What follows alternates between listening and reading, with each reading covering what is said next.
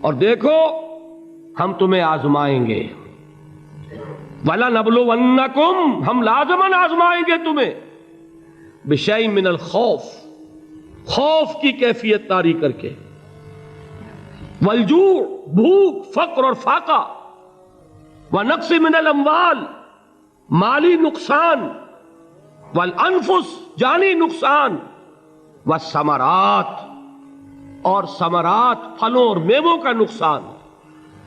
میرے نزدیک یہاں پر ثمرات کا مفہوم ایک اور بھی ہے۔ ایک تو صاف تھا کھجور کی فصل تیار ہے، غزوہ تبوک جانے کا حکم مل گیا، کون اتارے گا؟ اور کھجور وقت پر اتری نہیں، برباد ہو جائے گی۔ یہ ہو رہا ہے نا میووں کا نقصان۔ اور میرے نزدیک یہاں یہ بھی ہے، بسا اوقات بہت سی محنتوں کا نتیجہ انسان دیکھتا ہے کہ ضائع چلا گیا، میں نے 10 سال محنت کی، حاصل کوئی نہیں نکلا۔ یہ ثمرات کیا ہیں؟ محنتیں، محنتوں کے ثمرات کا ضیاع۔ کوشش آپ نے کی، قسمت کی خوبی دیکھی ہے، ٹوٹی کہاں کمن، 2-4 ہاتھ جب کے لبے بام رہ گیا۔ Be prepared. ایک شاعر کے یہ اشعار ہیں، وہ کمیونسٹ تھا، میں نام بھی نہیں لیتا، لیکن یہ کہ یہ اسی انقلابی، چونکہ ان کا بھی ایک انقلابی نظریہ ہے، انقلابی عمل میں یہ سارے مراحل آتے ہیں۔ کوئی سیٹ بیک آیا، فرض کیجئے کوئی ناکامی ہو گئی، تو اپنے ساتھیوں کو دل بندھانے کے لیے یہ فصل امیدوں کی ہمدم اس بار بھی غارت جائے گی، سب محنت صبحوں شاموں کی اب کے بھی اکارت جائے گی۔ میرے نزدیک یہ ثمرات کا جو لفظ یہاں آیا ہے، وَنَقْصٍ مِّنَ الْأَمْوَالِ وَالْأَنفُسِ وَالثَّمَرَاتِ، سب محنت صبحوں شاموں کی اب کے بھی اکارت جائے گی۔ دھرتی کے کونوں کھدروں میں پھر اپنے لہو کی کھاد بھرو، پھر مٹی سینچو اشکوں سے، پھر اگلی رت کی فکر کرو، پھر اگلی رت کی فکر کرو، جب پھر ایک بار اجڑنا ہے۔ ایک فصل پکی تو بھر پایا، تب تک تو یہی کچھ کرنا ہے۔ ایک مقصد ہے سامنے، انقلاب برپا کرنا ہے۔ ایک کوشش ناکام ہو جائے کوئی پرواہ نہیں، نیکسٹ، پھر تیار رہو ناکامی کے لیے۔ ایسا نہ ہو جو انگریزی میں کہتے ہیں hope for the best but be prepared for the worst. ایسا نہ ہو کہ دوسری مرتبہ ناکام ہو کے بددل ہو جاؤ، تمہاری ہمتیں جواب دے جائیں، نہیں، پہلے سے تیار رہو کہ دوسری مرتبہ بھی ناکامی آئے تو آئے، لیکن جب تک کہ کامیابی حاصل نہیں ہوتی ہمیں یہ کام کیے چلے جانا۔ دیکھیے سیرت میں آیا کہ نہیں یہ واقعہ؟ بدر میں مسلمانوں کو فتح ہوئی تو احد میں زک پہنچی کہ نہیں؟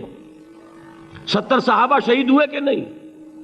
اگر ان کی ہمتیں جواب دے جاتی تو گاڑی کیسے چلتی آگے؟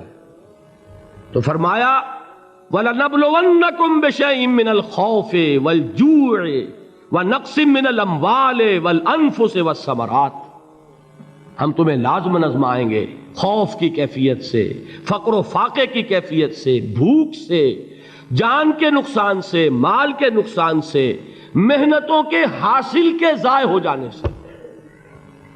وَبَشِّرِ الصَّابِرِينَ، اور اے نبی بشارت دیجئے صبر کرنے والوں کو۔ الَّذِينَ إِذَا أَصَابَتْهُمْ مُصِيبَةٌ، وہ کہ جب ان پر کوئی تکلیف آئے، کوئی مصیبت آئے، کوئی آزمائش آئے، قَالُوا إِنَّا لِلَّهِ وَإِنَّا إِلَيْهِ رَاجِعُونَ، وہ یہ کہیں کہ ہم اللہ ہی کے ہیں، اللہ ہی کی طرف لوٹ جانا ہے۔ یہ وہی انداز ہے جو میں نے فارسی کا شعر سنایا تھا آپ کو کہ سرے تسلیم خم ہے جو مزاج یار میں آئے۔ وہ ہمارا مولا ہے، ہمارا آقا ہے، اگر اسے یہی منظور ہے تو ہمیں بھی یہی منظور ہے۔ میں نے تسلیم و رضا کی بات کی تھی نا، آپ کو کچھ شعر سنائے تھے، ایک شعر اور سنیے، اور یہ کس کا ہے؟ محمد علی جوہر کا۔ ایک مرتبہ جیل گئے، ان کی ایک بیٹی جوان بیمار ہوئی، فوت ہو گئی، باہر چھوڑا انگریز نے، جاؤ بھائی دفن کر دو بیٹی کو۔ دوسری مرتبہ جیل گئے، دوسری جوان بیٹی اسی مرض میں مبتلا ہوئی۔ اب یہ جیل میں ہے، خبر پہنچی کہ دوسری بیٹی کے اوپر بھی اسی مرض کا حملہ ہوا ہے۔ ایک نظم لکھی ہے جس کا آخری شعر یہ ہے، تیری صحت ہمیں منظور ہے لیکن اس کو نہیں منظور تو پھر ہم کو بھی منظور نہیں۔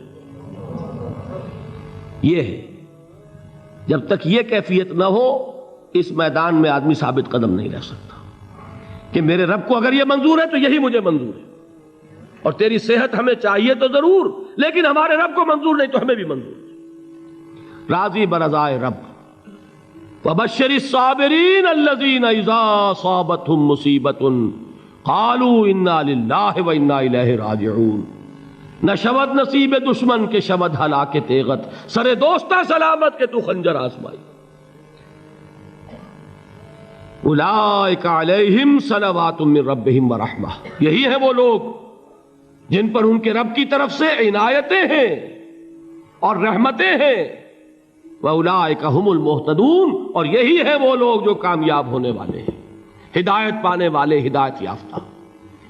اسی سورہ بقرہ میں ذرا آگے چل کر، یہ تو ہے 20واں رکوع، 19واں رکوع، 21ویں رکوع کی پہلی آیت ہے لَيْسَ الْبِرَّ أَن تُوَلُّوا وُجُوهَكُمْ قِبَلَ الْمَشْرِقِ وَالْمَغْرِبِ وَلَٰكِنَّ الْبِرَّ مَنْ آمَنَ بِاللَّهِ وَالْيَوْمِ الْآخِرِ وَالْمَلَائِكَةِ وَالْكِتَابِ وَالنَّبِيِّينَ وَآتَى المال على حبه ذوي القربى واليتامى والمساكين وابن السبيل والسائلين وفي الرقاب وأقام الصلاة وآتى الزكاة والموفون بعهدهم إذا عاهدوا والصابرين في البأساء والضراء وحين البأس۔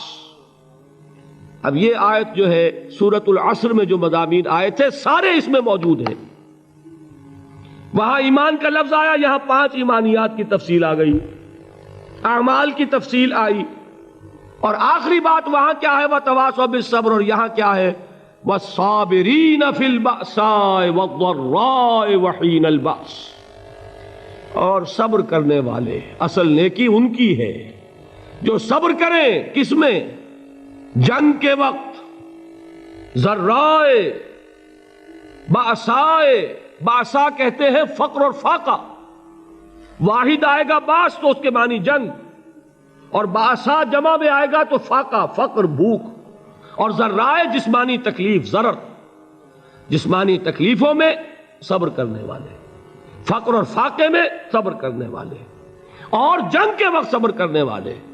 اولئک الذین صدقوا واولئک هم المتقون، یہ ہیں وہ لوگ جو صبر کرنے والے ہیں، یہ ہیں جو سچے ہیں، جو اپنے دعوے میں نیکی کے اور ایمان کے صادق ہیں، اور یہی وہ لوگ ہیں جو متقی ہیں۔ اگلی سورت ہے سورہ آل عمران، اس میں 2 لفظ آئے ہیں، آخری آیت یا ایھا الذین آمنوا اصبروا وصابروا ورابطوا واتقوا اللہ لعلکم تفلحون۔ دیکھیے یہاں صبر اور صابر جو تعلق جہد اور جہاد کا ہے وہی ہے صبر اور مصابرت۔ صبر ایک طرفہ عمل ہے، آپ جھیل رہے ہیں، برداشت کر رہے ہیں، صبر علی المعصیہ، صبر علی الطاعہ، صبر علی الابتلاء، یہ سب کیا ہے؟ صبر۔ اور مصابرت کیا ہے؟ صبر کا صبر سے مقابلہ۔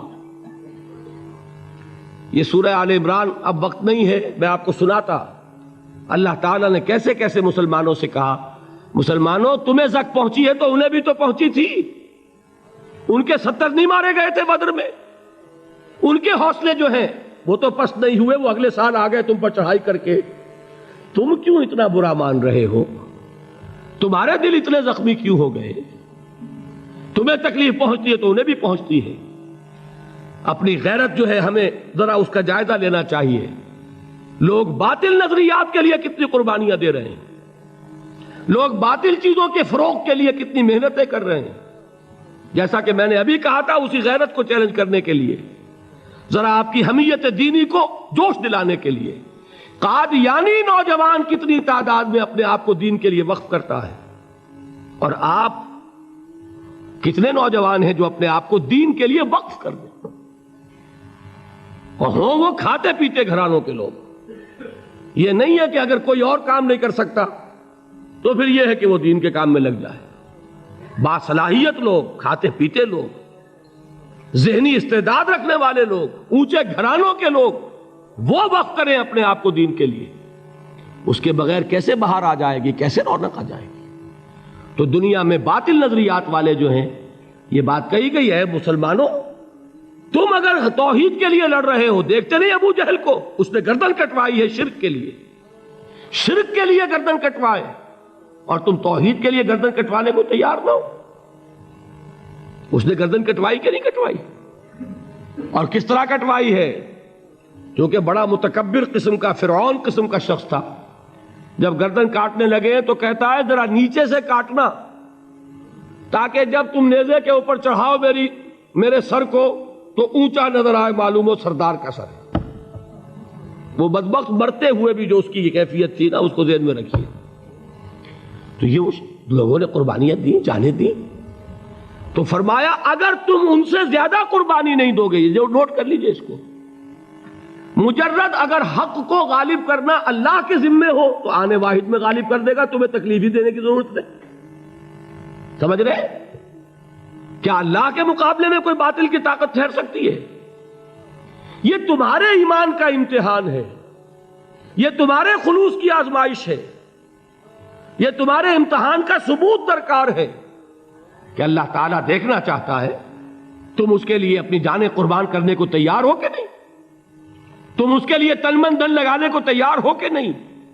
اور یہ جان لو کہ اگر کفار اور مشرکین اور ملحدین اور باطل نظریات والے وہ جو کچھ قربانیاں اپنے باطل نظریات کے لیے دے رہے ہیں، ان سے زیادہ اگر تم نہیں دو گے تو حق غالب نہیں ہوگا. انہوں نے جو صبر کیا ہے اپنے باطل نظریات پر، اگر تم اس سے زیادہ صبر کا ثبوت نہیں دو گے اپنے اس حق پر تو حق غالب نہیں ہوگا. اس لیے فرمایا یا ایھا الذین آمنوا اصبروا وصابروا. نہ صرف یہ کہ صبر کرو، بلکہ صبر میں اپنے دشمنوں سے آگے نکلو، ان کے صبر سے بڑھ کر صبر کرو. ورابطوا، مرابطہ کہتے ہیں چوکس رہنا، ہوشیار، پہرا دو. ایسا نہ ہو کہ دشمن جو ہے غفلت میں تمہارے اوپر کوئی حملہ جو ہے کر بیٹھے. واتقوا اللہ، اور اللہ کا تقوی اختیار کرو، لعلکم تفلحون، تاکہ تم فلاح پاؤ.